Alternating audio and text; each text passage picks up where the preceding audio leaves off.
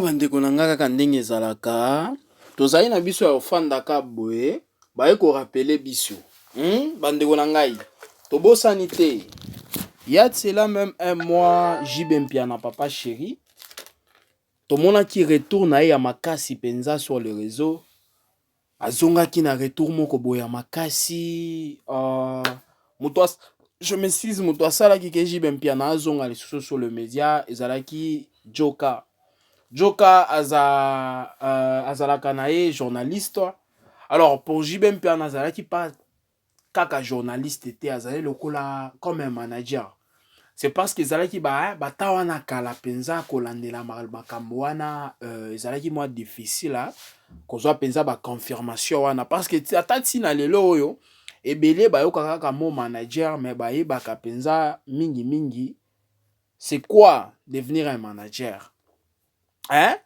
Alors, Joe ka azonga qui sur le média, aloba ki arabimisa ki ba vérité ya belé penza na hein?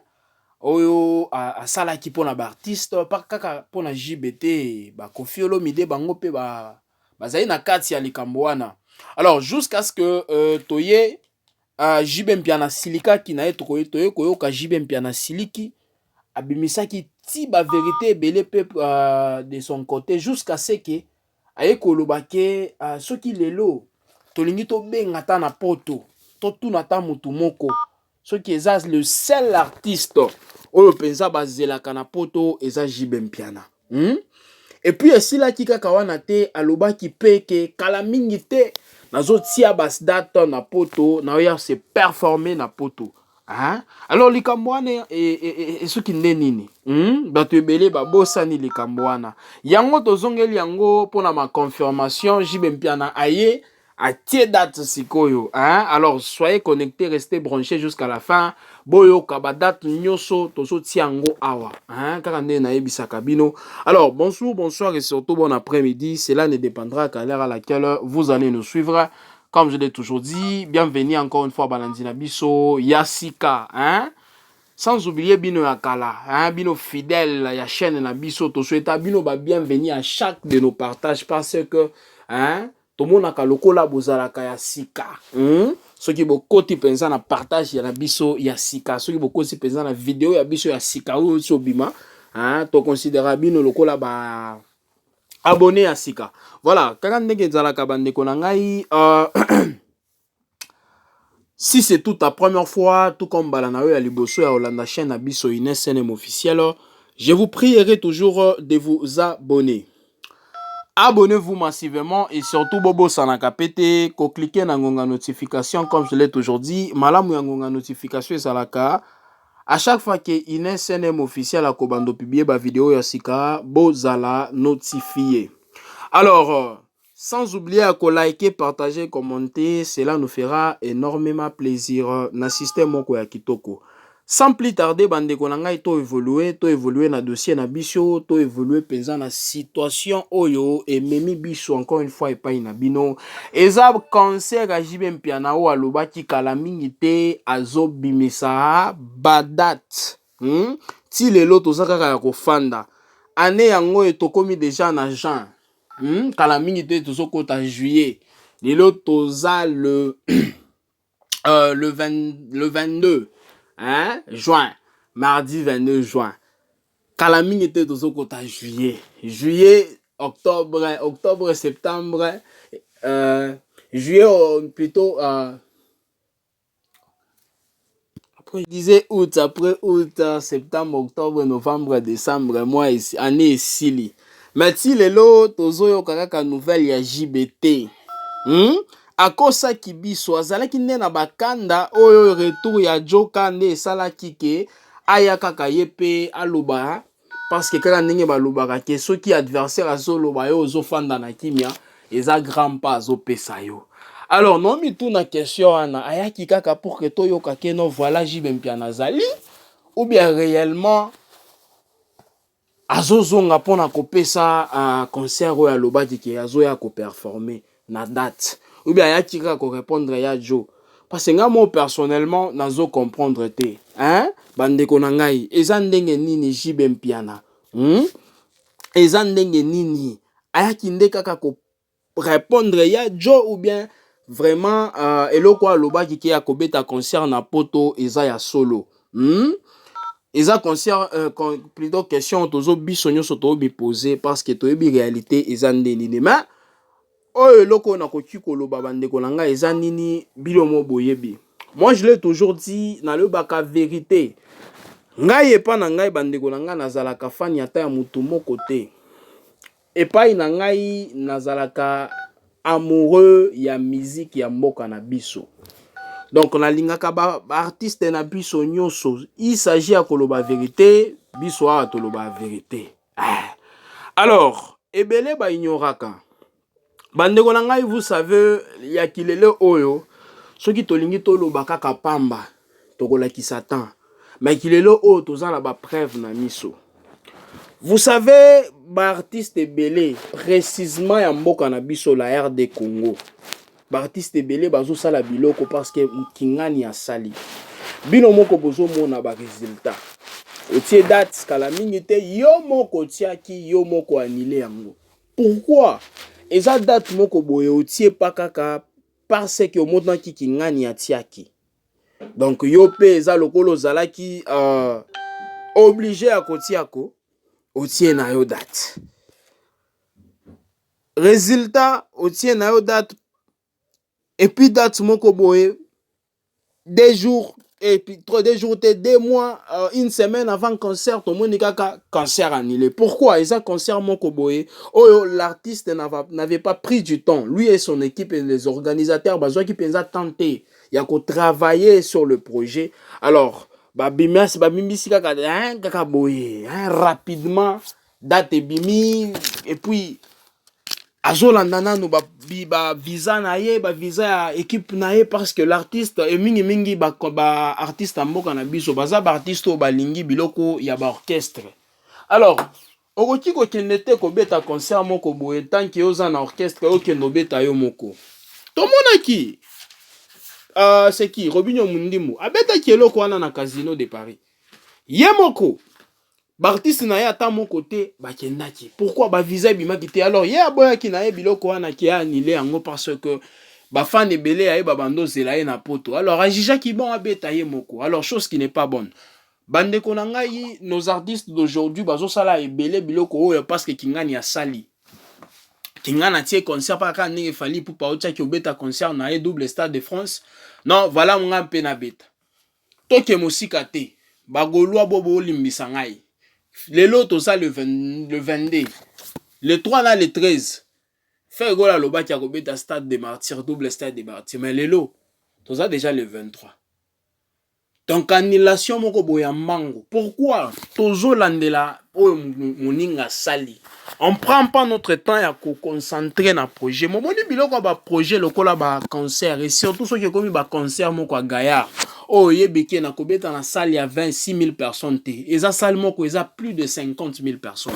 Plus de 10. Ceux qui déjà bandit plus de 10 000 personnes. Et commis concert à gaillard. Hein? Alors, il faut jouer temps. Ceux qui les logent, qui annoncent qui biso sur les internet, sur le média, le bas qui non voilà, bientôt là, on se performer, mais n'a pour Satan. Malgré oui, kaka nenga loba qui ceux qui y a un artiste congolais oyo azalaka tellement batu bazalaka pena na posa ya komona ya beta na poto ezaye. Oui, ça peut être vrai, mais c'est pas dire que ceux qui les batu nyoso ba na posa na yeso ka tie date malamo ko sold out ko sale manager mon côté. Il a besoin du temps oyo ya ko organiser, temps oyo azan orchestre na ye, il faut ba visa et bima.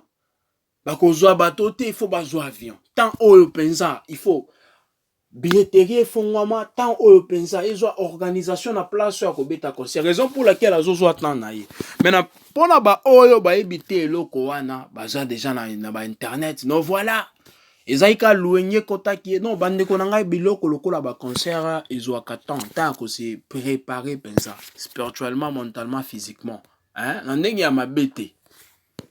Qu'on se préparer pensa pour que et comme 2 semaines avant concert, 2 semaines avant performance, tout le monde a kaka annulé. Biso to lingaka ba 2 semaines boya pona ba oyo ba sala ki ba sold out te kala. 2 semaines boya tout le monde sold out. de babiloko biso tozelaka. Alors pona eloko wana eloko na koki loba pona annonce ya bien penza JB Mpiana ayaki nango ya ko annoncer biso ke kala mingi te azoya ko se performer na poto tozala à l'aise topesa l'artiste temps ba JB Mpiana baza ba artiste ba bandaki musique lelo te bayebi musique eza nini bayebi concert eza nini raison pour laquelle bazo attendre na bango kobeta concert na poto lo ba artiste lokola ba JB Mpiana ata Zénith to akoki kosileka lelo atie date toza na juin atie date août dans un mois kobeta full oui mais il faut attendre. Et surtout moi je l'ai toujours répété eloko basalaka yango te parce que moni moninga sali sala eloko oyo moko boye oyebike te na kokoma nango na suka.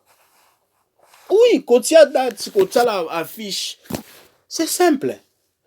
Okokendo zwi kaka contrat parce que pona bao bayebaka te so ata lelo bomona ki ndenge fali atia ki Stade de France ce n'est pas ye moko atelemaki non voilà na lingi na tia date akie mbala moko na Stade de France a signé akie koto billetterie a signé non bobi te biloko wana tout esengaka organisation ezala na ba manager bato oyo ba organisaka ba événement lokola ba Charles Tabou pona bo ba ebe Charles Tabou te eza mwana sa ya Taboulay c'est un organisateur des événements ba eza ebele baza wana ba Soule Kauka ba Suleiman bazalaka wana ba organisateur ba événement ba yebaka ndenge nini bakendaka kosolola na place oyo ba salle na ba place lokola ba date ya ba Stade de France de Martyrs donc bato wana nde bayebaka comment ndenge nini basololaka raison pour laquelle l'artiste azalaka na posa ya balobaka nini entourage ya bien. Alors l'artiste a côté côté les maraka et mon côté no voilà na lingi na beta stade na lingi na beta salle kingani donc je veux tout faire seul non ça ne se passe pas ainsi bandeko nangai. Et qu'on a échec kabo la mouki bo échec lundi jusqu'à ce que KO. Alors qu'est-ce que moi je peux dire par là topé ça JB Mpiana temps et qu'on ça les makaka tozala na biso wana concert wana JB Mpiana akobeta yango topé ça etant kala mingi te toko sepela next pas. Ah, voilà. Alors, tout tika makelele wana et Mathieu Kiti moto tia e mal à l'aise c'est un papa qui se respecte. Asa mutu na ye o azala kana kwa na ye kaka ninga lobaka le calme c'est bon, le silence ça va. Azana kwa na ye abimaka na moite. Donc ye moi wana bomona ete ya bimaka kaka na ba kwa moko boye malili ba climat moko boye ba beta ba weda moko ya pepele. Hein? Yabi magana etete danger topé sa JB Mpiana temps akobeta concert wana miziki ye asi a miretire na main grand joueur azanga ka fendité donc concert oya kopesa biso ko livrer na miso na biso eza ba concert moko boya ko ebisa que non je suis là j'existe c'est comme la personne qui ne publie pas mais il est toujours en ligne sur les réseaux en ligne wana eza ndenge non je suis là. Je suis encore en vie. Malgré tout ce que vous êtes en train de faire, n'oubliez pas que je suis là. Ouais, c'est un peu ça. Alors, qu'est-ce que moi je vais dire par là? Topé sa JB Mpiana temps. Bande konangai akosepelisa biso. Hein? Tokobeta baboro. Donc, banse momo boye. Si tu lingi to banda ko yemba awa bino mo boye bi YouTube ninga zalaka. Donc, moya ko tia banse moté. Kopesa biso ba copyright eza biloko ebele. Alors ce qui est vrai, eza topé sa JB Mpiana taya, et puis si l'artiste, pour n'avoir si ça vient, l'artiste aligné peut-être à tia date, bah pesa kabango temps parce que bah concert wana et singa organisation pour que et comment à un temps là bah tout bazan un sentiment bazo la main bah ça les que non voilà concert annulé biloko wana ezala biloko bien té. Alors qu'est-ce que moi je peux dire par là? Topé ça etant kaka ndenge fali aye auto yemba nzembo le temps voilà akobeta concert wana toko sepela na biso totia mbamba te boye bandeko na ngai hein eza nde nini papa chéri JB Mpiana hein nga naza fan penza makasi ya banzembo papa chéri. Parce que nalingaka ye makasi aza papa mo boya mi respectaka makasi. Ataka ndenge bimaki boye na biloko ya ba beze otsaki ko bima joka. Donc eza ka ndenge mutu yepe mutu a parfois zalaka te à un moment donné il faut agir. Trop de calme, si tu cherches à être trop gentil, on va jouer de toi. Alors, pour ne pas être trop gentil à un moment donné, fongola moi misu, fongola moi monokoloba. Voilà. Ça fait partie aussi ya kibomoto. Ils ont ka na ndenge ya bongo. Bandeko na ngai. Bandeko na ngai alors tolobi ebele, j'espère pour na bao bayebi pour la bao bayoki na système moko ya propre. Kaka ndenge je vous ai toujours dit que ebandaka pe esilaka yango tokumi na suka ya partage na biso. Merci encore une fois pour na kolanda biso. Merci encore une fois pour na kozwa ta na bino ya kozala fidèle, ko liker, ko partager, ko s'abonner. Sentez-vous aimer boye bake tolinga bino makasi boza tellement ebele ceux to bandit aussi la leloté. Alors permettez-moi toujours de vous dire bye bye et surtout à la prochaine.